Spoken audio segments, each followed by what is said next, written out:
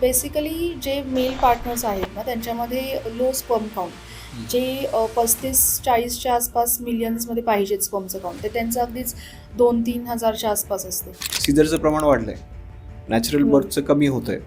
मग याच्यावरती आपण आयुर्वेदाच्या मदतीने काही सोल्युशन काढू शकतो का? पाळी अनियमित असणं आणि तसेच पाळीच्या वेळी पोटात दुखणं हे खूप कॉमन झालेलं आहे आणि ती खूप मोठी गंभीर बाब आहे ॲक्च्युली. आता आधीच्या काळात लग्न खूप आधी व्हायचे बरोबर. आता थोडंसं लेट होतंय आणि त्याच्यानंतर लग्न जरी झालं तरी लोक लगेच याच्यासाठी समजा रेडी नसतात प्लॅनिंगसाठी. तर मग त्याच्यामुळे काय काय प्रॉब्लेम्स होऊ शकतात?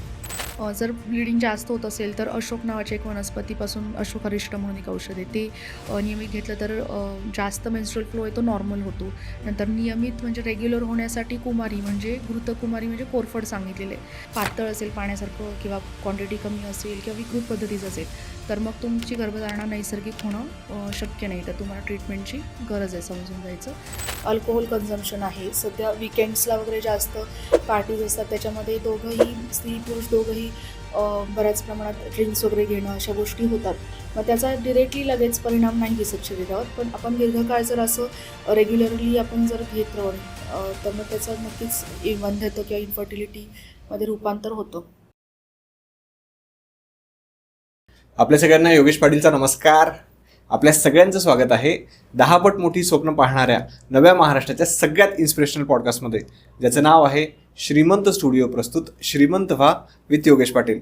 तर आज आपल्यासोबत एक स्पेशल गेस्ट आहेत की ज्या आयुर्वेदिक डॉक्टर आहेत, डॉक्टर प्राजक्ता गणेशवाडीजी, आणि ज्यांची आयुर्वेदामध्ये 11 वर्षांपेक्षा जास्तची प्रॅक्टिस आहे आणि त्यांची एक्सपर्टीज जी आहे ती इन्फर्टिलिटीच्या केसेस सॉल्व्ह करण्यामध्ये आहेत.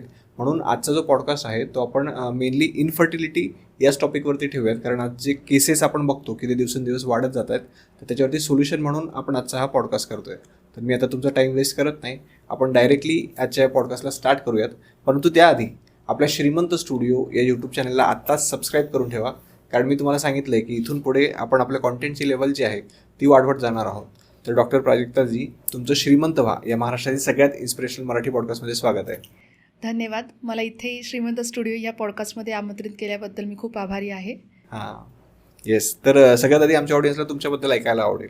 मी तर सांगितलंच आहे, पण थोडंसं आणखी डिटेलमध्ये. गेली 11 वर्षे मी कोल्हापूर येथे श्री सदामंगलम आयुर्वेदिक चिकित्सालय हे क्लिनिक आहे, तिथे मी आयुर्वेदिक चिकित्सा आणि पंचकर्म ट्रीटमेंट करते. तर सध्या वंध्यत्वाचे केसेस खूप वाढलेले आहेत, त्यामुळे आम्ही क्लिनिकमध्येच फर्टिवेदा म्हणून एक वेगळी ब्रांच स्टार्ट केली.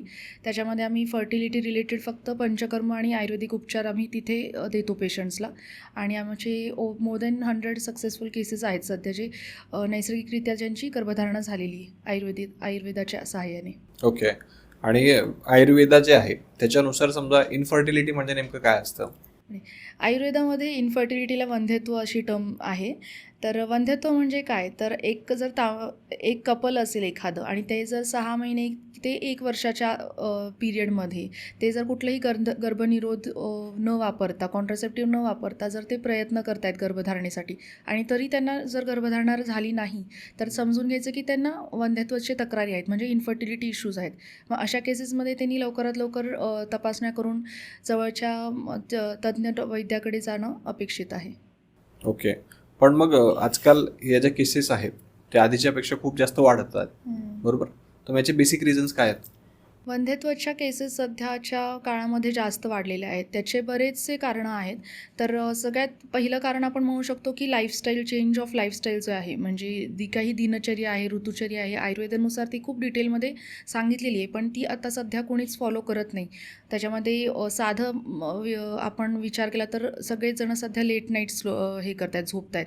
तर ते पूर्णपणे निसर्गाच्या विरुद्ध आहे. आपण बघतो कुठलेही प्राणी, पक्षी वगैरे ते सूर्य मावळल्यानंतर लगेचच झोपतात, पण मनुष्य असा एकच प्राणी आहे की जो बरेच लेट झोपतो आणि त्याचे दुष्परिणाम नंतर शरीरावरती, मग त्याच्या शरीरातील हॉर्मोनचे असंतुलन होणं, आपले जे आयुर्वेदानुसार जे तिन्ही दोष आहेत त्याच्यामध्ये जर जागरण केलं तर वातदोष आणि पित्तदोष वाढतो आणि मग त्यामुळे परत बॉडीमध्ये इम्बॅलन्स तयार होतो आणि मग वेगवेगळे आजार होतात. त्याच्यामध्येच मग वंध्यत्व पण एक समाविष्ट होतो.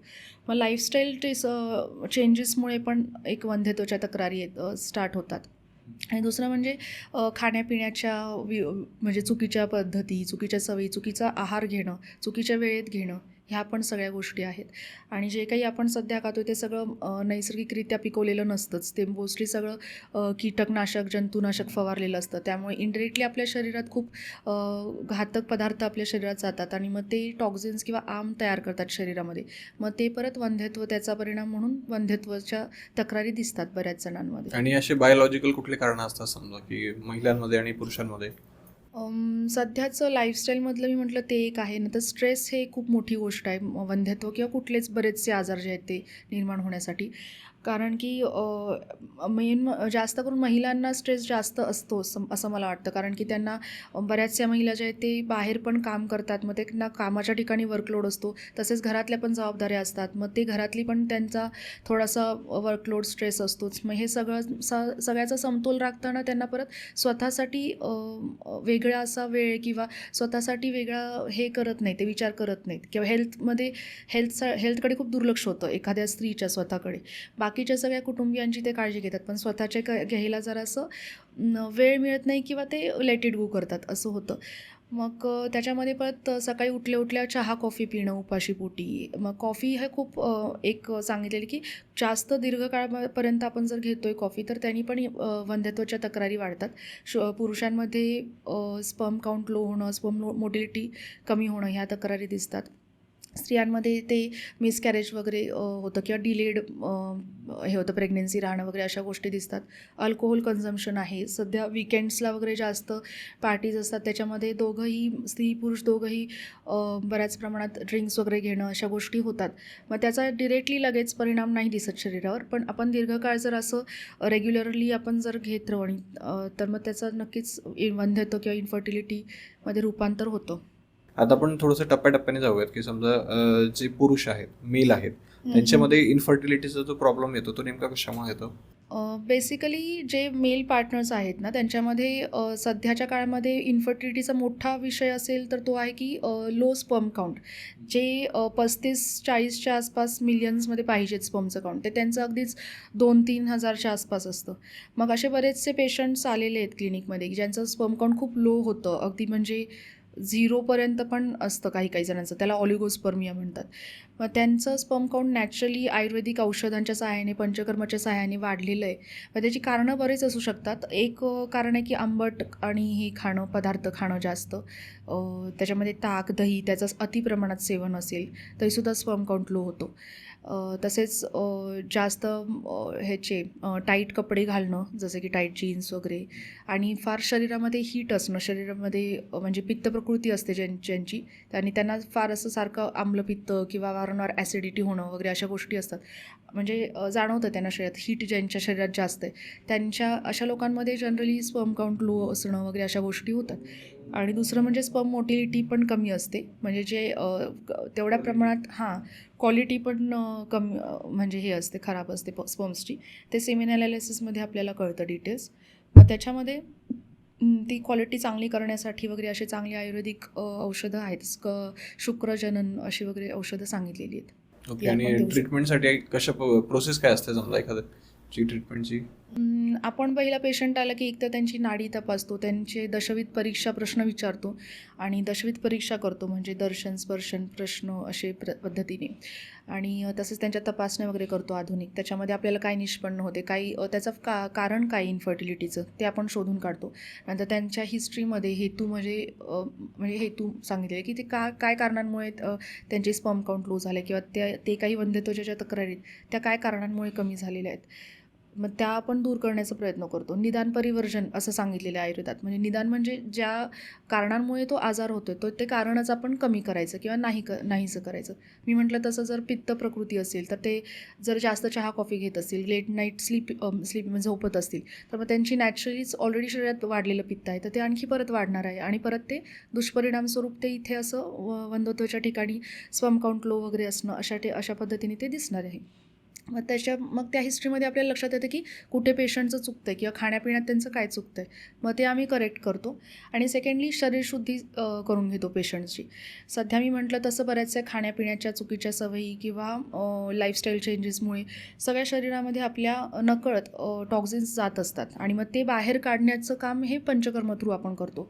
मग बऱ्याच वेळा ह्याची शरीरशुद्धीकरण केलं आणि नैसर्गिकरित्या त्यांनी जर संबंध ठेवले त्यांच्या स्त्रियांच्या फर्टाईल डेजमध्ये, तर नैसर्गिकरित्या गर्भधारणा राहते. म्हणजे फार वेगळे काही परत ट्रीटमेंट घ्यायची गरज नाही पडत. पण ती शरीरशुद्धी पंचकर्मच्या साहाय्याने तज्ज्ञ डॉक्टरांकडून तुम्ही करू शकता तुमच्या जवळच्या. ओके. पण मग हे जे तुम्ही सांगितलं समजा की शरीरशुद्धी, ते एक्झॅक्टली काय असतं? ते म्हणजे 3 दोषपासून त्या आयुर्वेदानुसार शरीरात 3 दोष आणि 7 धातू सांगितलेले आहेत. मग 3 दोषमध्ये वात, पित्त, कफ हे 3 दोष आहेत. मग त्याचा जर इम्बॅलन्स झाला, कुठलाही एक दोष जर कमी झाला, दुसरा वाढला, तर मग ते त्या पद्धतीचे ते आजार ते निर्माण होतात. मग आपण बॅलन्स करतो ह्या दोषांना. मग प्रत्येक दोषाला बॅलन्स करायला एक ट्रीटमेंट आहे, म्हणजे कर्म आहे. तर ते 5 प्रकारचे कर्म म्हणजे पंचकर्म. मग त्यातला सगळे 5ही कर्म काही एका पेशंटला, एका व्यक्तीला करणं शक्य होत नाही. ते खूपच अवघड, म्हणजे लांब पण मोठी पण आहे प्रोसिजर आणि खूप शरीराची तेवढी ताकद पण पाहिजे ती सहन करण्याची. त्यामुळे आपण सीझन वाईज करतो आणि त्यांच्या नाडीनुसार चेक करून कुठला दोष वाढलेला आहे तो फक्त आपण जवळच्या मार्गाने त्या पंचकर्माच्या प्रकारानुसार बाहेर काढतो. मग त्यातलं पहिलं आहे वमन, म्हणजे उलटी करण्याची एक प्रोसेस असते. मग त्याच्यामध्ये कफ दोष जो आहे तो बॅलन्स होतो. म्हणजे आणि तो शक्यतो वसंत ऋतूमध्ये आम्ही करतो, कारण की वसंत ऋतूमध्ये नैसर्गिकरित्या कफाचं प्रमाण वाढलेलं असतं वातावरणामध्ये आणि शरीरामध्ये पण. मग त्यामुळे ते बाहेर काढायला इझी होतं. मग त्याच्यामध्ये 5 दिवस तूप घ्यायचं असतं. औषधी काढे आम्ही देतो पेशंटला प्यायला 6व्या दिवशी. 3 दिवस होल बॉडी मसाज आणि स्टीम असते. आणि मग ते दोष जे काही टॉक्झिन्स आहेत ते पोटात येतात आणि मग नंतर ते आपण तोंडाच्या मार्गाने बाहेर काढतो. मग ते काढे वगैरे प्यायला देऊन आपण औषधी उलट्या करून घेतो एक प्रकारच्या पेशंटच्या. आणि त्याच्यानंतर परत पथ्य असतं एक आठवडाभराचं, पेज वगैरे घेणं असे सगळे. मग हे झालं वमनचं एक प्रकार, ज्याने कफ दोष बॅलन्स होतो. नंतर विरेचनचा एक प्रकार आहे, म्हणजे ज्याच्यामध्ये पित्तदोष जो असतो तो बॅलन्स होतो. मग त्याच्यामध्ये जुलाब करून घेतो. सेम प्रोसेस उलटीची जी आहे तशीच, फक्त उलटीच्या ऐवजी जुलाब करून घ्यायचे. मग त्याच्यामध्ये जुलाबाची औषधं आम्ही 7व्या दिवशी देतो पेशंटला. मग ते एक 10-15 जुलाब होतात, पण ते औषधी जुलाब असतात. त्यामुळे त्यांना काही थकवा किंवा त्रास होत नाही. उलटं हलकेपणा आणि एनर्जेटिक असं वाटतं पेशंटला. आणि मग तिसरा प्रकार आहे बस्ती. तर वंध्यतेच्या बऱ्याचशा केसेसमध्ये आम्ही बस्ती तर मोस्टली करून घेतोच सगळ्याच पेशंट्सची. कारण की जे काही कमरेच्या खालचा भागात तो वातदोष सांगितलेला आहे आणि त्या भागातच आपले जननेंद्रिय आहेत, म्हणजे किंवा प्रजनन क्षमताचे ऑर्गन्स आहेत. मग त्यामुळे ते हे करायला, प्युरिफाय करायला किंवा त्यांचे फंक्शनिंग आणि स्ट्रक्चरल पण डिफॉर्मिटी असेल तर ती नॉर्मल करायला बस्तीचा चांगला फायदा होतो. तर बस्ती म्हणजे आपण ढोबळमानाने एनिमा आहे असं समजू शकतो. पण एनिमा ह्या पूर्णपणे वेगळा आहे आणि बस्ती वेगळीच प्रोसेस आहे. मग हे सगळे एनिमा म्हणजे ॲलोपॅथिक टर्म आहे की ते पोट साफ होण्यासाठीचे संडासाच्या जागेतून गरम पाणी फक्त देतात. मग इथे आम्ही बस्तीमध्ये काय करतो, संडासाच्या जागेतून औषधी तेल किंवा औषधी काढा किंवा औषधी तूप असं ते अल्टरनेट डे सलग 8 दिवस किंवा 15 दिवस पेशंटच्या प्रकृतीनुसार, नंतर त्यांच्या आजारानुसार औषध आम्ही ठरवून मग ते देतो. मग ते खालच्या मार्गाने दिलं की ते ॲब्झॉर्ब चांगल्या पद्धतीनं होतं. डायरेक्टली ते मोठ्या आतड्यात जातं, कारण की तोंडावाटे पण देतो तर ते पूर्ण डायजेस्टिव्ह ट्रॅक्टमध्ये जाणार, मग ते हळूहळू ॲब्झॉर्ब होणार. तर त्याला वेळ लागतो. असा मेडिसिन्स पण घेतो तर त्याला वेळ लागतो डायजेशन आणि ते इफेक्ट व्हायला. पण आपण बस्ती जी ती अर्धचिकित्सा सांगितली आयुर्वेदात, म्हणजे इन्स्टंट काम करणारी आणि खूप जवळपास सगळेच डिसीज त्याच्यामध्ये कवर होतात त्या बस्तीच्या ट्रीटमेंटमध्ये. मग इन्फर्टिलिटीमध्ये मोस्टली बस्तीचं आम्ही प्रेफर करतो की पेशंटला जर तुम्हाला पॉसिबल असेल तर बिफोर कन्सेप्शन तुम्ही ट्राय करण्याच्या आधी एकदा बस्ती चिकित्सा करून घ्या. म्हणजे त्याने तुमचं शरीरशुद्धीमध्ये वातदोष बॅलन्स होतो आणि जे काही तक्रारी आहेत त्या चांगल्या पद्धतीने हे होतात, कमी होतात. मग चौथा प्रकार आहे रक्तमोक्षण, म्हणजे ब्लड लेटिंग, म्हणजे थोडक्यात ब्लड डोनेशन करतो आपण तसं. ब्लड डोनेशन हे मोठ्या प्रमाणात होतं. पण रक्तमोक्षणमध्ये कसं असतं की एकतर जळू म्हणून एक हे असतात किडा असतो. तर ते एखाद्या ठिकाणी आपल्याला लोकलाइज्ड जर रक्तमोक्षण करायचं असेल, जसं की गुडघ्याच्या ठिकाणी जर गुडघेदुखी असेल किंवा सूज असेल, तर त्या ठिकाणी आपण ती जळू लावतो. मग लगेचच सूज कमी होते, गुडघेदुखी कमी होते त्यांची. किंवा डोक्याच्या ठिकाणी केस येण्यासाठी आपण लावू शकतो, डोळ्याच्या ठिकाणी लावू शकतो, पिंपल्स असतील तर त्या ठिकाणी लावू शकतो.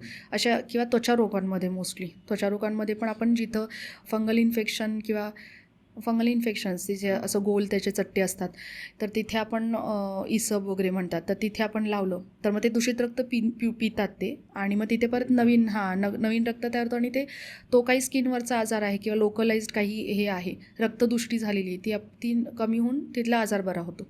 मग हा झाला रक्ताच्या विकृतींसाठी किंवा त्वचेच्या विकृतींसाठी चौथा पंचकर्मचा प्रकार की रक्तमोक्षण. आणि 5वा आहे नस्य, म्हणजे नाकातून औषध घालतो. पेशंटला झोपवायचं असतं आणि नाकात त्याच्या दोन्ही नाकपुडीमध्ये 2-2 थेंबपासून सुरुवात करून डिपेंड्स कोणता आजार आहे आणि कसं आपण ते तसं ते नस्यचा प्रकार करतो. मग ह्याच्यामध्ये वंध्यत्वामध्ये स्त्रियांना आम्ही मोस्टली नस्य आम्ही देतो म्हणजे करून घेतो. तर त्यांचे नस्यमुळे काय होतं की नासा ही शीर्षोद्वारम असं सांगितलेलं आहे आयुर्वेदात. म्हणजे नाकातून जे काही औषध घालतो ते डिरेक्टली मेंदूपर्यंत जातं. मग HPO ॲक्सिस असं सांगितलेलं आहे ह्याच्या स्त्रियांच्या बाबतीत, म्हणजे हायपोथॅलॅमस पिट्युटरी ओव्हरियन ॲक्सिस. म्हणजे ते नाकातून ते जाणार हायपोथॅलॅमस किंवा पिट्युटरी ग्लँडमध्ये ब्रेनच्या, आणि तिथून ते पूर्ण ओव्हरीजपर्यंत त्याचे ते हे होतं, स्टिम्युलेशन होतं. म्हणजे जे काही नाकात आपण औषध घालतो तेच स्टिम्युलेशन होऊन त्यांची ओव्हरीजमध्ये स्त्रीबीज चांगल्या पद्धतीने हे होणं, डेव्हलप होणं, आणि ते त्या वेळेत त्यांच्या फुटणं, अशा ह्या गोष्टी, ओव्युलेशन चांगल्या पद्धतीने होणं, ह्या गोष्टी साध्य होतात. ज्यांच्यामध्ये PCODच्या वगैरे कंडिशनमध्ये ज्यांच्यामध्ये ओव्युलेशन होत नाही, म्हणजे स्त्रीबीज जे आहे ते फुटत नाही किंवा बाहेरच पडत नाही, तिथेच ते साठून राहतं, ह्या कंडिशनमध्ये त्या नस्येचा चांगला फायदा होतो. पण मग आता जसं पुरुषांच्या बाबतीत आपण थोडंसं डिटेलमध्ये डिस्कस केलं, तसं थोडंसं आता महिलांच्या बाबतीत करूयात की समजा प्रॉब्लेम्स कशामुळे होतात आणि त्याच्यावरती सोल्युशन कसं करू शकतो. एक तर तुम्ही सांगितलंय समजा. हो. दोघांच्या बाबतीत म्हटलं तर आम्ही पंचकर्म तर कॉमन ठेवतोच, फक्त मेडिसिन्स थोडेसे बदलतात. आणि रिझन्स काय असतात आधी महिलांचे रिझन्स बरेचसे आहेत इन्फर्टिलिटीचे. मी म्हटलं तसं फर्स्टली त्यांचे एक तर सोनोग्राफी स्टडीज करायला लागतात, मग त्याच्यामध्ये काही गर्भाशयाच्या ठिकाणी विकृती आहेत का ते चेक करावे लागतात. नंतर रक्त तपासण्यांमध्ये हॉर्मोनल टेस्ट करायला लागतात, त्याच्यामध्ये हॉर्मोन्समध्ये काही इम्बॅलन्स आहे का चेक करावा लागतो.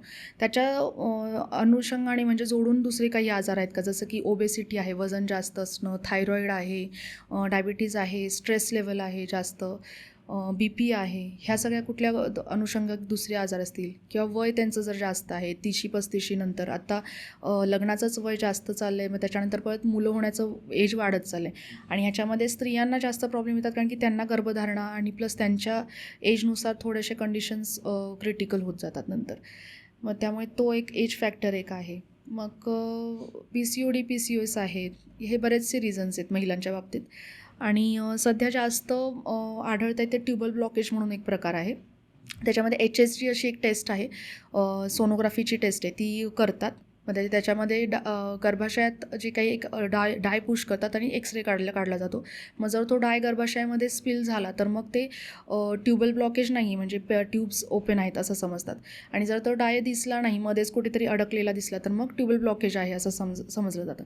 मग ट्यूबल ब्लॉकेजसाठी उत्तरबस्ती म्हणून एक चांगली ट्रीटमेंट आयुर्वेदात आहे, आणि ती बऱ्याचशा पेशंट्समध्ये मी करते सध्या क्लिनिकमध्ये.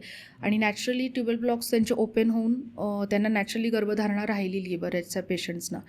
तर ट्यूबल ब्लॉक म्हणजे ते जे गर्भाशय आणि जे काही ओव्हरीज आहेत त्यांना जॉईन करणारी एक फॅलोपियन ट्यूब असते, ती तिथे ब्लॉक असते. त्याचे ब्लॉकचे रिझन्स माहीत नाही, बरेचसे असतात, पण मोस्टली सध्या बऱ्याचशा केसेसमध्ये ट्यूबल ब्लॉक दिसत आहेत. मग आपण स्थानिक चिकित्सा करतो उत्तरबस्ती म्हणून, त्यांनी चांगले रिझल्ट्स मिळतात. ओके. आणि पंचकर्माचा कसा यूज केला जातो महिलांसाठी? समजा महिलांसाठी तेच आहे, त्यांची नाडी बघून जे काही आजार आहेत त्यानुसार आपण विरेचन, बस्ती, गरज असली तर थायरॉईड वगैरे असेल तर वमन करतो. आणि ह्या ठिकाणी स्थानिक चिकित्सा म्हटलं तर गर्भाशयाच्या ठिकाणी उत्तरबस्ती म्हणजे योनी मार्गातून आपण औषधी तेल हे देतो, आणि त्याच्याने ते आतले गर्भाशयाचं इनर लायनिंग चांगलं होणं, गर्भाशयाचे नंतर फंक्शनिंग चांगलं होणं, स्त्रीबीज व्यवस्थित त्या वेळेत बाहेर पडणं आणि ते फलित होणं, अशा गोष्टी होतात. नंतर योनीच्या ठिकाणी धावन करतो आम्ही औषधी काड्यानी. योनी धूपण असतं, एक औषधी धूप आपण योनीच्या ठिकाणी देतो.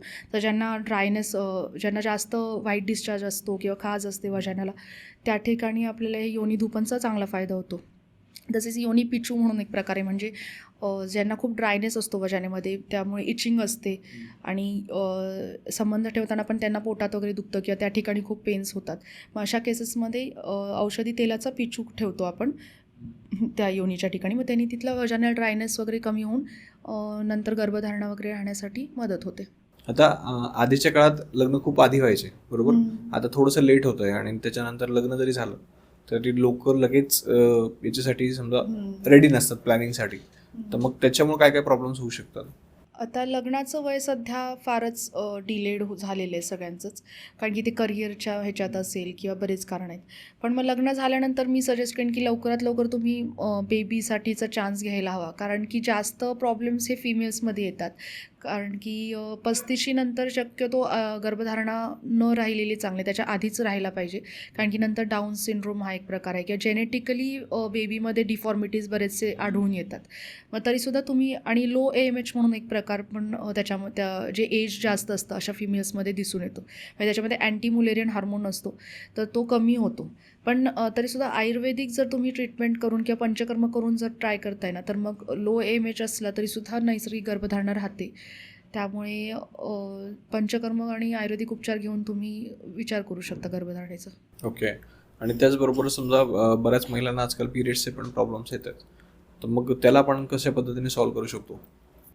पाळी अनियमित असणं आणि तसेच पाळीच्या वेळी पोटात दुखणं हे खूप कॉमन झालेलं आहे आणि ती खूप मोठी गंभीर बाब आहे ॲक्च्युली. बऱ्याच स्त्रियांना वाटतं की पाळीच्या वेळी पोटात दुखतं, कंबर दुखते, हे कॉमन म्हणजे नॅचरल आहे की कॉमन आहे. पण ॲक्च्युली ते अनैसर्गिक आहे. तसं होत असेल तर तुम्ही ॲक्च्युली तुमच्या स्पेशलिस्ट डॉक्टरला दाखवून त्याची ट्रीटमेंट घ्यायला हवी आहे. पण तसं होत नाही. तर नक्कीच तुमच्या पोटात जर दुखत असेल किंवा पाळीच्या वेळी कमी ब्लिडिंग होत असेल किंवा जास्त ब्लिडिंग होत असेल तर नक्कीच तुम्ही ट्रीटमेंटची तुम्हाला गरज आहे आणि तुम्ही जवळच्या वैद्यांकडे जाऊन ट्रीटमेंट घ्या. तर आयुर्वेदामध्ये पाळी अनियमित असणं, तसेच कमी हे होणं, PCOS, हां, PCOD चे पण PCOD त्रास वाढताय PCOS समजा. असणं, त्याच्यामध्ये पण अनियमित पाळी असते. म्हणजे काही पेशंट्स असतात की 2-2, 3-3 महिने त्यांना होतच नाही आणि नंतर झाल्यानंतर सलग 15-20 दिवस त्यांना अंगावरून जात राहतं. तर हे असे PCODच्या ह्याच्यामध्ये केसेसमध्ये दिसतं किंवा बरेचसे केस PCODच्या केसमध्ये नियमित पाळी पण होते, पण जे काही स्त्रीबीज आहे ते बाहेर पडत नसतं त्याच्यातून. मग ते आपल्याला फॉलिक्युलर स्टडीमध्ये लक्षात येतं की ते रप्चर होऊन बाहेर पडते की नाही. मग अशा केसेसमध्ये आयुर्वेदिक मेडिसिन्स आहेत चांगल्या पद्धतीचे. जर ब्लिडिंग जास्त होत असेल तर अशोक नावाचे एक वनस्पतीपासून अशोकारिष्ट म्हणून एक औषध आहे, ते नियमित घेतलं तर जास्त मेन्स्ट्रुअल फ्लो आहे तो नॉर्मल होतो.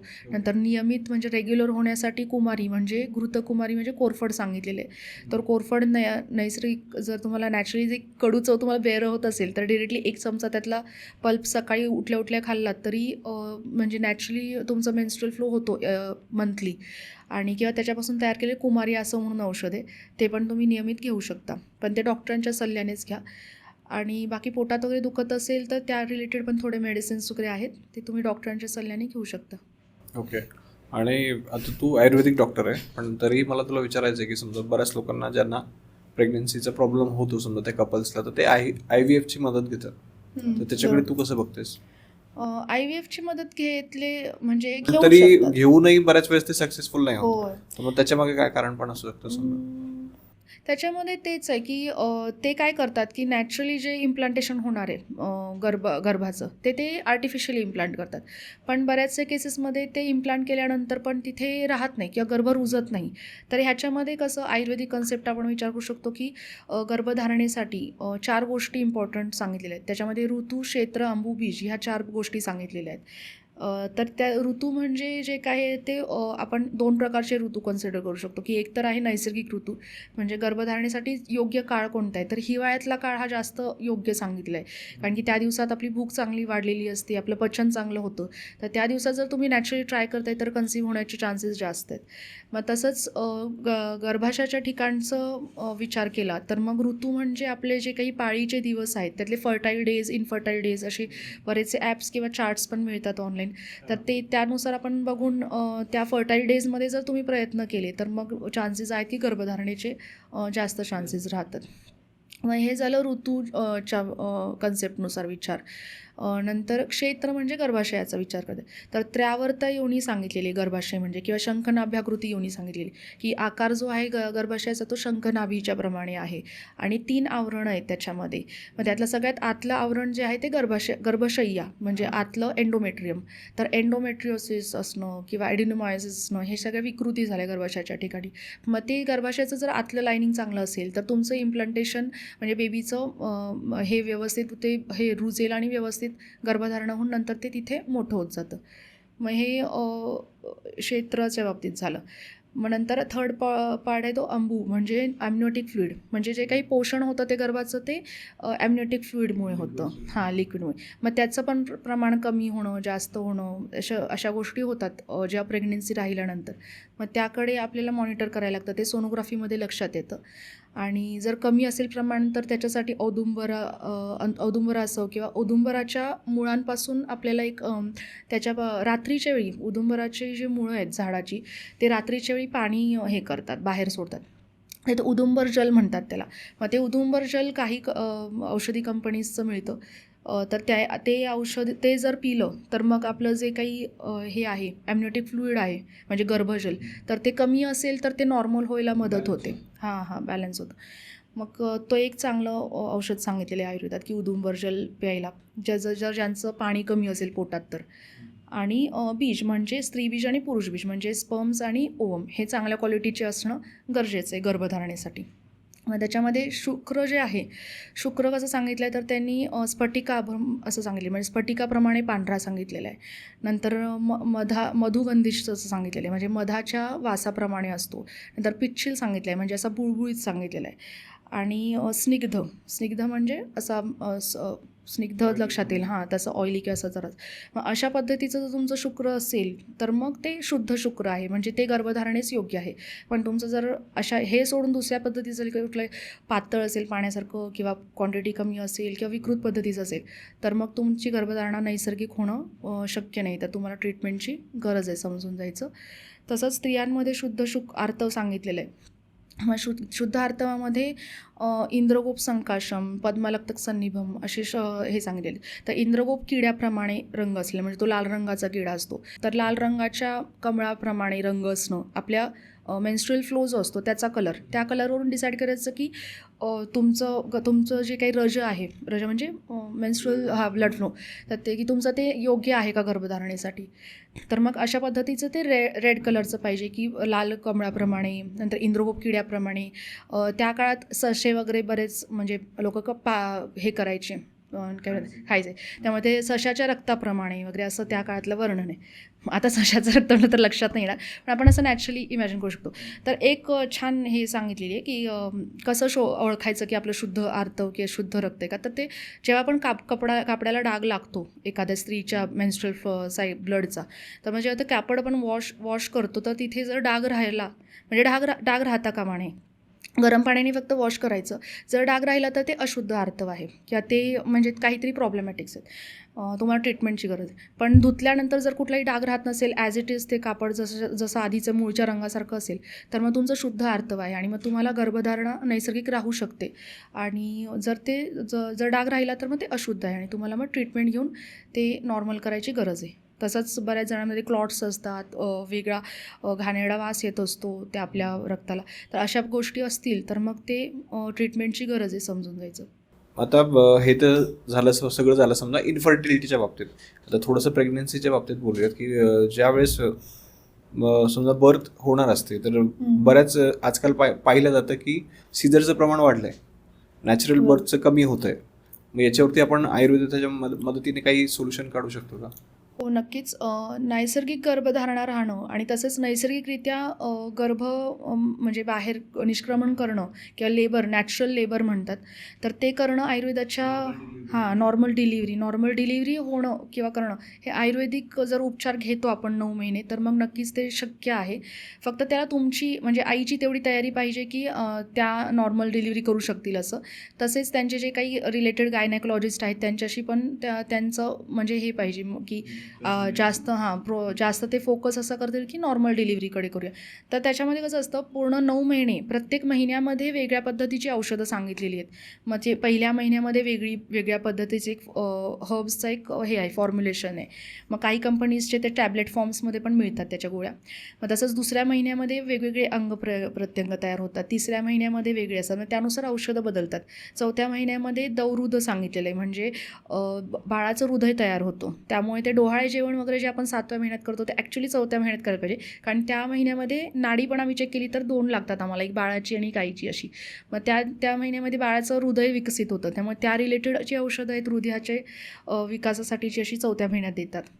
5व्या महिन्यामध्ये षष्ठे बुद्धी सांगितलेली आणि पंचमी मन सांगितले, म्हणजे मन तयार होतं बाळाचं. त्यामुळे 5व्या महिन्यामध्ये आपण आईचं मन व्यवस्थित स्थिर असणं, तसेच काही म्हणजे त्यांच्या मनाला चांगले वाटतील अशा गोष्टी वाचणं किंवा देवाचे हे वाचणं वगैरे अशा 5व्या महिन्यामध्ये त्या करू शकतात.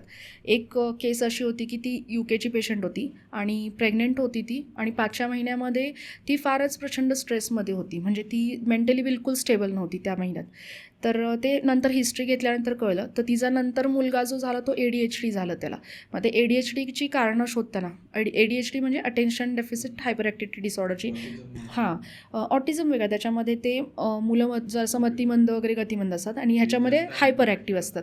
तर तोच मुलगा तिचा हायपर ॲक्टिव्ह का झाला, तर ह्याच्या मागे आपण रिझन हिस्ट्रीमध्ये तिच्या शोधताना कळलं की 5व्या महिन्यामध्ये ती एकटी घरात असायची, बाहेर बर्फ वगैरे पडत असायचं तरी ती आतमध्ये थंड शीतपेय कोक वगैरे अशी घ्यायची आणि बिलकुल मानसिकरित्या ती हे होती, स्ट्रेसफुल होती, अनस्टेबल होती आणि त्याचा परिणाम हा तिच्या पोटातल्या गर्भावरती झाला. त्यामुळे तो नंतर जेव्हा जन्म झाला त्याचा, तेव्हा ते ADHD होणं किंवा दुसऱ्या कुठल्याही विकृती त्याच्यामध्ये होऊ शकतात किंवा मानसिक जे काही सोनोग्राफीमध्ये ते स्ट्रक्चरल डिफॉर्मिटी दिसते, पण मानसिक त्याचे हे कळत नाहीत, फंक्शनिंग ब्रेनचं फंक्शन कसं असेल किंवा आतल्या ह्याचं न्यूरॉन्सचं फंक्शन कसं असेल ते लक्षात येत नाही सोनोग्राफीनुसार. ते बेबी जन्म झाल्यानंतर त्याच्या ॲक्टिव्हिटीज जसे होतात तसेच आपल्याला लक्षात येतात. त्यामुळे 5व्या महिन्यात खूप काळजी घ्यायला पाहिजे तशी मनाची स्त्रीने, किंवा घरात पण बाकीचे मेंबर्स असतील तर भांडण वगैरे न करणं, जसं आल्हाददायक वातावरण ठेवणं किंवा कामाच्या ठिकाणी वर्कलोड नसणं, अशा गोष्टी करायला पाहिजेत.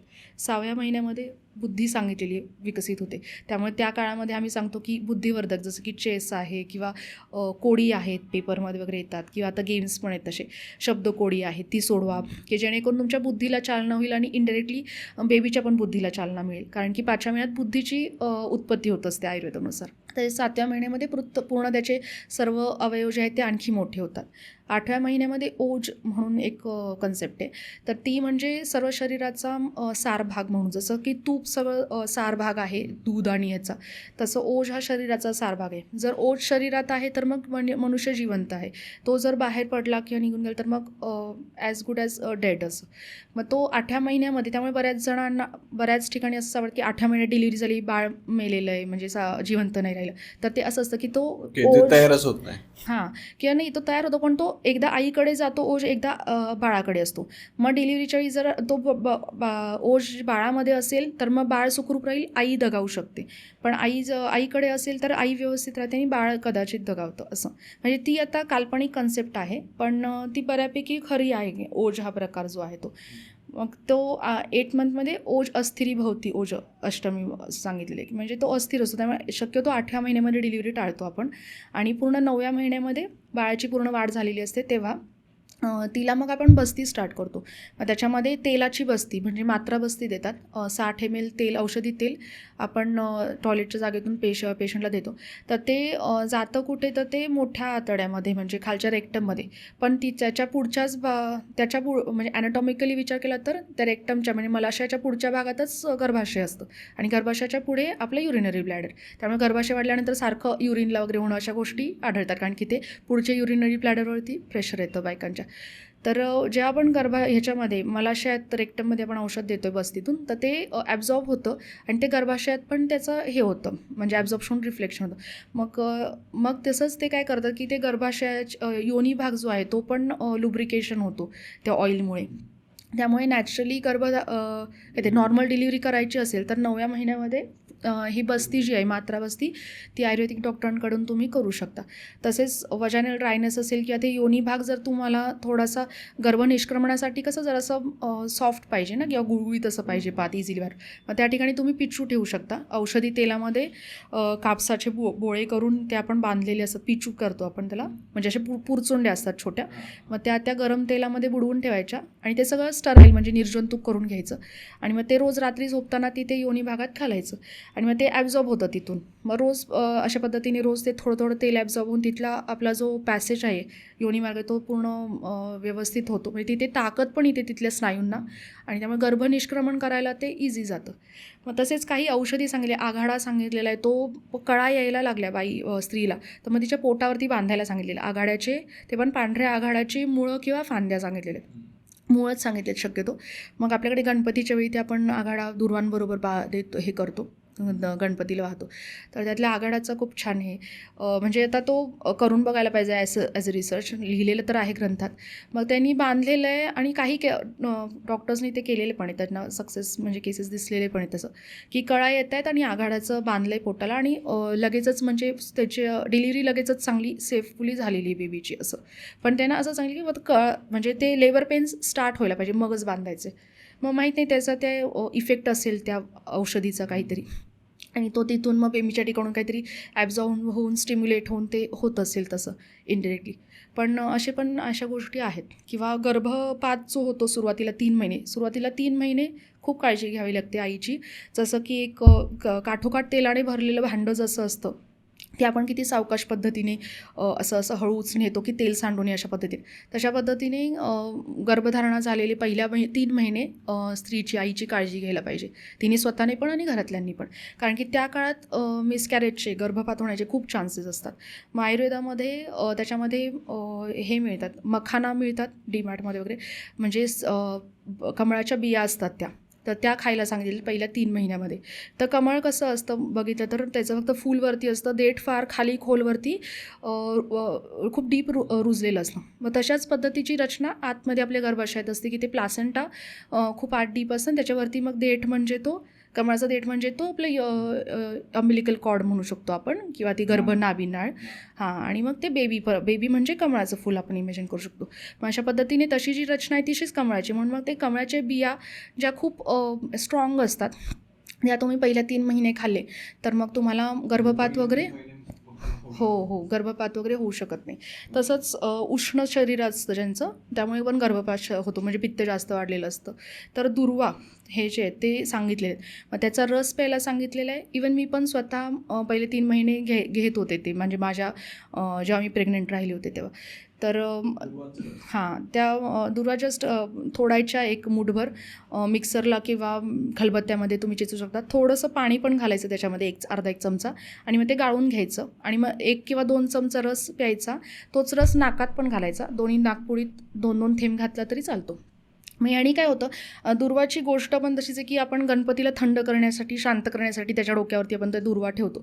मग त्याचा गुण जो आहे तो थंड आहे आणि आपल्याला इथे पहिले 3 महिने कुठल्याच उष्ण गोष्टी, जसं की खाण्यामध्ये पपई आहे, मेथी, अननस ह्या पण खायच्या नाही आहेत. त्या खाल्ल्या तर मग परत हे होतो, गर्भपात होऊ शकतो. आणि हिंग जो आहे तो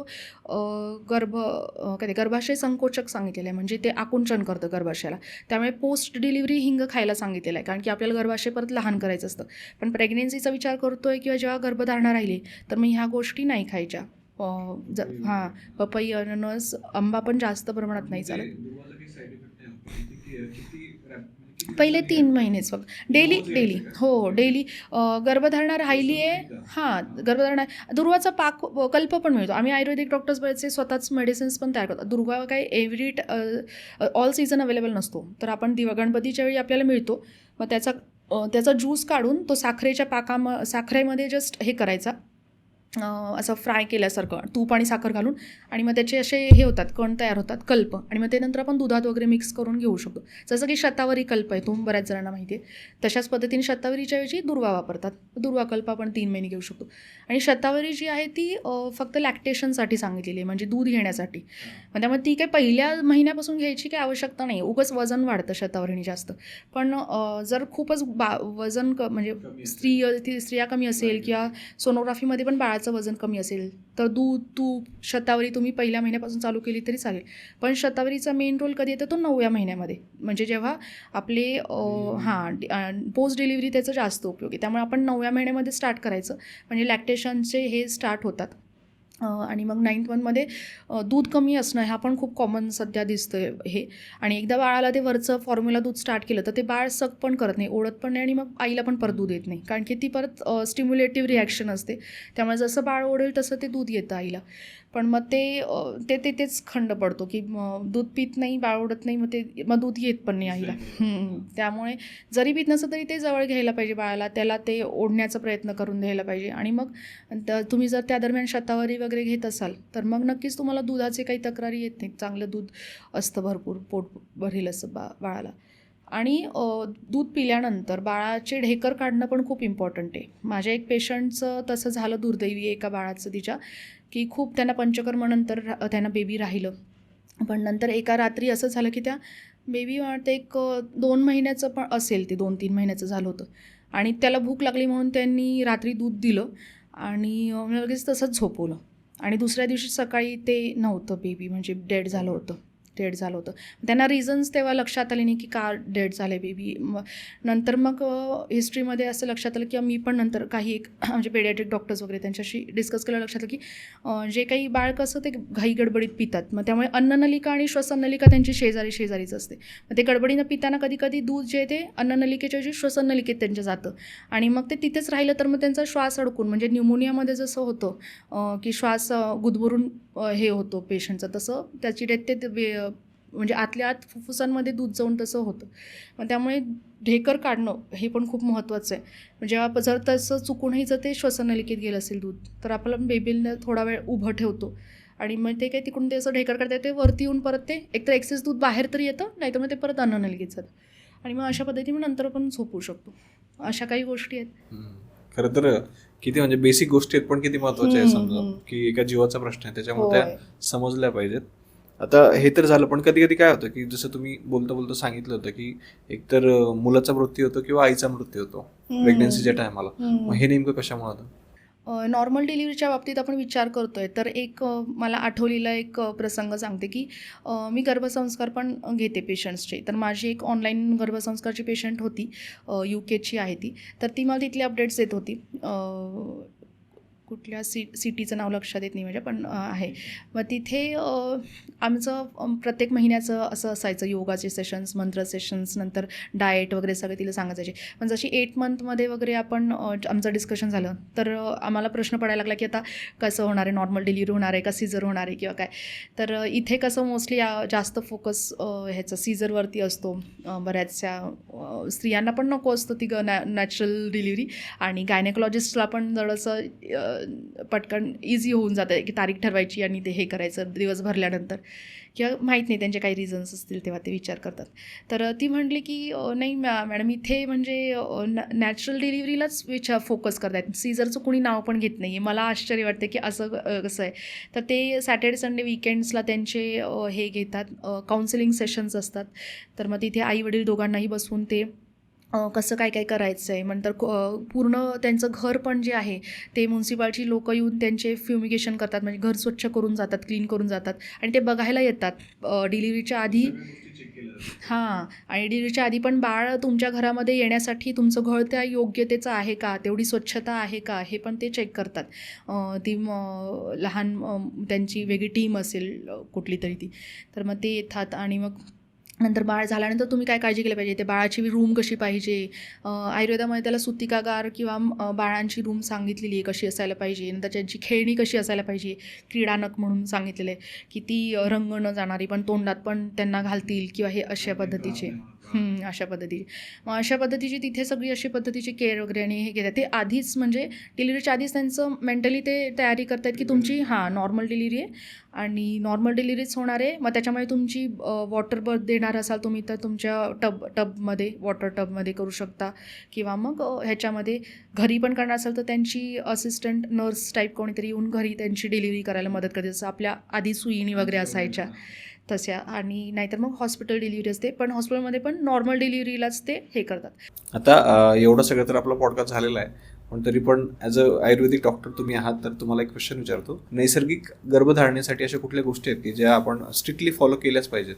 नैसर्गिकरित्या गर्भधारणेसाठी निश्चितच तुम्हाला तुमचं लाईफस्टाईल, जे काही जीवनशैली आहे ती सुधारण्याची गरज आहे.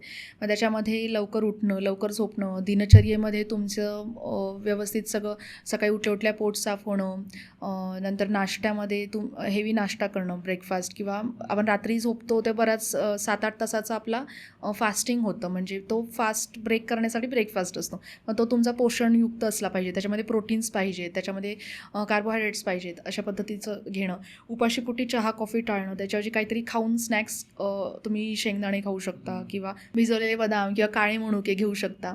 मग हे खाऊन मग तुम्ही नाश्ता नेहमीचा, नंतर त्या वेळेत जेवण, त्या वेळेत रात्री संध्याकाळचं जेवण, अशा पद्धतीने तुम्ही मॅनेज करू शकता. तुमच्या प्रकृतीनुसार तुम्हाला डाएट तुमचं प्लॅन केलं पाहिजे. तुम्हाला वेट गेन असेल तर वेट लॉस रिलेटेड पण पोषणयुक्त असा आहार घेतला पाहिजे. वजन कमी असेल तर वजन वाढेल, पण आपण जास्त ओबेस पण होणार नाही, पण तेवढंच आपल्याला काय म्हणतात स्ट्रेंथ पण तेवढ्या पद्धतीचे मिळेल, अशा पद्धतीने डाएट ठेवला पाहिजे. तसेच रेग्युलर एक्सरसाइज खूप गरजेचं आहे. त्याच्यामध्ये जिमला जाणं म्हणजे एक्सरसाइज नाही म्हणू शकत.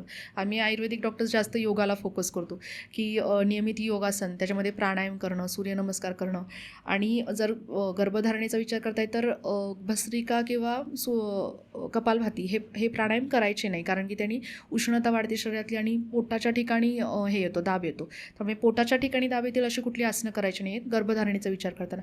पण बाकी सगळी आसनं आपण नॉर्मल, किंवा फर्टिलिटी योगा म्हणून एक प्रकार आता बरेचसे योगा प्रॅक्टिशनर स्टार्ट करत आहेत, तर ते तुम्ही फॉलो करू शकता. भुजंगासन आहे, सूर्यनमस्कार आहे, हे सगळे तुम्ही फॉलो करू शकता. नंतर मुद्रा म्हणून एक आहे वेगळा चिकित्सेचा प्रकार, तर त्याच्यामध्ये बोटांची विशिष्ट हे ठेवतात, काय म्हणतात त्याला, मुद्रा करतात, आकार करतात, म्हणजे 2 बोटं चिकटवणं वगैरे. त्याच्यामध्ये योनी मुद्रा म्हणून एक आहे, त्याच्यामध्ये अंगठे आणि हे काय ते पुढचं बोट ठेवायचं आणि ही बोटं चिकटवायचे. मग ते आकार तो आहे तो योनीच्या आकारासारखा होतो, त्यामुळे त्याला योनी मुद्रा म्हणतात. ती पण रोज रेग्युलर 15 मिनटं तुम्ही प्रॅक्टिस करताय तर तुम्हाला नैसर्गिक गर्भधारणा राहते. आणि आयुर्वेदात खाण्यामध्ये दोघांनाही, स्त्री पुरुष दोघांनाही जर चांगली म्हणजे गर्भधारणा व्हायची असेल तर दुधाचे पदार्थ, तुपाचे पदार्थ सांगितलेले आहेत, आणि उडीद डाळ सांगितलेली आहे. आणि औषधांमध्ये पुरुषांमध्ये अश्वगंधा आणि स्त्रियांमध्ये शतावरी सांगितलेली आहे घ्यायला. औषधं तुम्ही ऑब्व्हियसली डॉक्टरांच्या सल्ल्यानेच स्टार्ट करा, पण दूध, ते पण गाईचं दूध, गाईचं तूप हे तुम्ही घेऊ शकता, कारण की ह्यानी शरीरातली स्निग्धता वाढते आणि पित्तदोष नॉर्मल होतो, बॅलन्स होतो, आणि ह्यानी नैसर्गिक गर्भधारणा राहण्यास मदत होते. आणि बीज शुद्धी एक प्रकार सांगितलेला आहे आयुर्वेदामध्ये. म्हणजे त्याच्यामध्ये काय होतं की तुम्हाला कुठलेही आजार असतील तर ते आपण बेबीपर्यंत जाऊ नये ह्यासाठी पण ती करतो शरीरशुद्धी.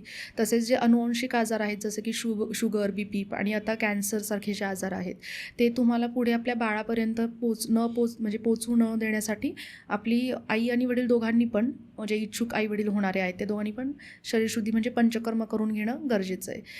उदाहरण सांगू शकते मी एक माझ्याच घरातलं आहे, की माझ्या काकूला ब्रेस्ट कॅन्सर डिटेक्ट झाला रिसेंटली. तर त्यांच्या जेनेटिक टेस्टमध्ये असं आढळून आलं की त्यांच्या पूर्वजांना कुणाला तरी तो कॅन्सरचा आजार होता. आता त्यांना पण लक्षात नाही, किंवा त्या काळी तर कॅन्सर हा प्रकारच नव्हता. मग तोच पुढे त्यांच्या हेरिडिटरी त्यांच्या मुलीचा आणि मुलाचा पण गेला रिपोर्ट, त्या दोघांमध्ये पण परत तो जेनेटिक कॅन्सरचा हे सापडला. मग त्यांच्या थ्रू परत त्यांच्या मुलांना पण होऊ शकतो आपण ती टेस्ट केली तर. मग हे जर आपल्याला मध्ये कुठेतरी अडथळा घालायचा असेल, आळा घालायचा असेल अशा आजारांचा, अनुवंशिक आजारांचा, तर मग तुम्हाला बीजशुद्धी म्हणजे पंचकर्म करून नैसर्गिक गर्भधारणा तुम्ही ठेवली तर मग ते अनुवंशिक रोग होत नाहीत. मग असे तुम्ही करू शकता. आणि आजपर्यंत आता तुम्ही अनेक केसेस हँडल केले असतील, तर अशा कुठल्या केसेस आहेत की ज्या तुमच्या आठवणीत आहेत अजूनही? हो, अशा बऱ्याच केसेस आहेत, पण लक्षात राहणारे मी एक सांगते इथे. तर एक मुंबईचे होते ते कपल, आणि राहायला ते कोल्हापूरच्या जवळ त्यांचं गाव होतं.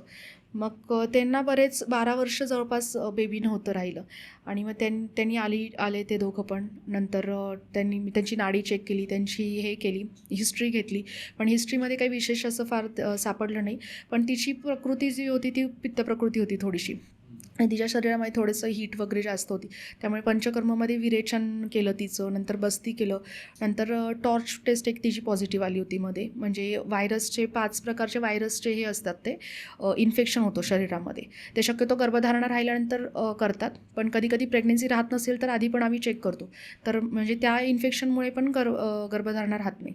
मग टॉर्चसाठीची त्यांची ट्रीटमेंट घेतली. तसंच ट्युबल ब्लॉकेज पण नंतर म्हणजे ही काही लगेचच नव्हती, म्हणजे 6 महिने 1 वर्ष तरी ट्रीटमेंट त्यांची चालूच होती. मग पुढे टॉर्च हे झाल्यानंतर एकदा HSG करून बघितला, मग एक ट्यूब तिची ब्लॉक होती, मग उत्तरबस्ती पण केली त्यांची, आणि तसेच मेडिसिन्स म्हणजे काही औषधं टॅबलेट्स वगैरे चालूच होते. आणि मग अशा पद्धतीने त्यांनी ट्रीटमेंट घेतली. नंतर मी ऑब्झर्व केलं की 3 महिने तरी असे बऱ्याचशा पेशंट्समध्ये असं झालं की ट्रीटमेंट घेतली आहे आणि 3 महिने त्यांना काहीच म्हणजे नाही झालेलं आहे. पण नंतर ते नॅचरली ते करत राहतातच. एव्हरी मंथ आम्ही त्यांना दिवस सांगतो, फर्टाईल डेज त्यांच्या ओव्ह्युलेशनच्या पिरियड्सच्या डेटनुसार. मग ते नॅचरली ते ट्राय करतात. नंतर मग 1 वर्षाने किंवा 6 महिन्यांनी फोन येतो, किंवा नंतर ते बेबीलाच पण घेऊन येतात कधी कधी की झाली गर्भधारणा. मग लक्षात येतात हां, हे ट्रीटमेंट इथे घेतली त्यांनी, त्याचा आता त्यांना हे झालेलं आहे. असं म्हणजे असे बरेच केसेस आहेत की आपण करतो ट्रीटमेंट, लगेच आपल्याला दिसत नाही आयुर्वेदाचे रिझल्ट्स, पण एक नंतर कालांतराने एक 6 मंथ्सच्या 3 मंथ्सच्या गॅपने त्यांना नॅचरली कन्सिव्ह होतं. ओके.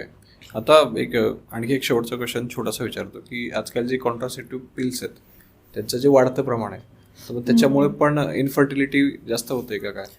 कॉन्ट्रासेप्टिव्ह पिल्स स्त्रियांनी घेऊ नयेत ह्याची मी आहे. कारण मी स्वतः पण डॉक्टर असून कधीच मी स्वतः घेतलेलं नाही, कारण की मला त्याचे साईड इफेक्ट्स आणि हे माहिती आहेत किती आहेत. किंवा साधे काहीतरी पूजा असेल घरात किंवा काय असेल आणि ते उगाचच एका गोष्टीसाठी त्या हे करतात, थांबवतात, डिले. आता आयुर्वेदात कसं वेगानं म्हणजे कुठलेही वेग धारण करायला नाही सांगितलेली आहे. म्हणजे त्याच्यामध्ये 11 वेग येतात म्हणजे अक्षरशः अश्रू, जांभई, काय ते लघवी, संडास, सगळं ते जे काही सगळे प्रकार आहेत आपले, ते सगळे कुठलेही थांबवायचे नाही. आलं तर मग जाऊन यायचं. असं जर आपण ते थांबवतोय तर मग आपल्याला आजार होतात त्या अवयवांशी रिलेटेड. मग आपल्याला हा पाळीचा जो आहे तो पण एक प्रकारचा वेगच आहे, आपण किंवा नॅचरल अर्जच आहे ती. मग ती नॅचरली शेडिंग व्हायला पाहिजे ना त्या महिन्यात. आपण जर तिथे अडथळा म्हणजे घालतोय, ती थांबवतोय, तर मग परत ते नॅचरली परत तसं होणं म्हणजे शक्य नाही. एकदाची शरीराला सवय झाली, परत तो हॉर्मोनचा इम्बॅलन्स झाला की तो बॅलन्स करायला फार वेळ लागतो. मग मेडिसिन्स किंवा हेनेच घ्यावी लागते. आणि प्रचंड ओबेसिटी किंवा हॉर्मोनल इम्बॅलन्स झाल्यामुळे वजन वगैरे प्रचंड वाढतं. PCODचं वगैरे प्रमाण त्या ह्याच्यामध्ये हॉर्मोन्सच्या त्या गोळ्यांमुळे होतं, म्हणजे गर्भनिरोधक गोळ्यांमुळे होतं असं आढळलं. त्यामुळे शक्यतो त्या घ्यायला नाही पाहिजेत, आणि घेतल्या तर मग डॉक्टरांच्या सल्ल्याने, ते पण शक्यतो ते टाळायच्याच. तरीसुद्धा घेतल्या तर डॉक्टरांच्या सल्ल्याने घेऊन नंतर मग परत फॉलोअप ठेवायला पाहिजे की पुढचे आपले पिरियड्स कसे होत आहेत किंवा काय, आणि मग गर्भधारणेसाठी त्याचा काही प्रॉब्लेम येऊ शकतो का असं. तर थँक्यू सो मच प्राजक्ताजी, खूप छान एपिसोड होता आणि खूप अशी युजफुल इन्फॉर्मेशन आज तुम्ही दिलेली आहेत, म्हणून थँक्यू सो मच. आणि जे काही आपले व्ह्युअर्स असतील की ज्यांना समजा काही कन्सल्टेशन हवं असेल किंवा कुठलीही हेल्प हवी असेल, तर डिरेक्टली आपण डिस्क्रिप्शनमध्ये आणि कमेंट बॉक्समध्ये तुमचे डिटेल्स टाकून देऊ, म्हणजे ते तुम्हाला डायरेक्टली कॉन्टॅक्ट करू शकतील. आणि मला एक सांगा की आता तुमचं क्लिनिक जे आहे ते कोल्हापूरला आहे, बरोबर? आता जे लोक महाराष्ट्रातून बघतात समजा पॉडकास्ट, त्यांना जर तुमच्याशी कनेक्ट व्हायचं असेल तर मग काय ऑप्शन आहे? मी बऱ्याचशा ऑनलाईन प्लॅटफॉर्म्सवरती पण आहे, किंवा ते डिरेक्टली मला कॉन्टॅक्ट करून अपॉइंटमेंट घेऊन ते ऑडिओ और व्हिडिओ कॉल हे करू शकतो आपण. म्हणजे ऑनलाईन कन्सल्टेशन पण तुमच्याकडे अवेलेबल करू शकतो आपण. आणि जर एकदा हिस्ट्री घेतल्यानंतर एक जस्ट नॉर्मल अपॉइंटमेंट ऑनलाईन घेतल्यानंतर गरज असेल तर ते एकदा क्लिनिकमध्ये येऊन चेकअपला येऊ शकतात त्यानुसार. Okay, yes. तर thank you so much once again. मला ह्या श्रीमंत स्टुडिओच्या पॉडकास्टमध्ये आमंत्रित केल्याबद्दल खूप खूप धन्यवाद. येस, तर आपण शेवटी एकदा चेक करूयात की लोकांचे जे काही प्रश्न असतील ते सॉल्व्ह करायचा प्रयत्न करूयात कमेंट बॉक्समध्ये. आणि जर एखादा इंटरेस्टिंग टॉपिक जर आपल्याला ऑडियन्सकडून आला तर आपण नेक्स्ट पॉडकास्टला पुन्हा भेटूयात. हो, येस, तर थँक्यू सो मच.